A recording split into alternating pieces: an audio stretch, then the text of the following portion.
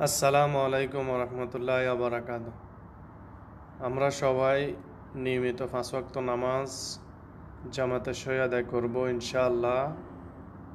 তো আমাদের ফ্যামিলিতে যারা আছে সবাই সবার ফ্যামিলিতে বলবো, খোঁজখবর নেব, কে কে নামাজ পড়ে না, কে কে নামাজ পড়ে।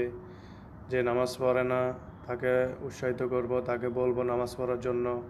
যে নামাজ পড়ে এটা তো আলহামদুলিল্লাহ।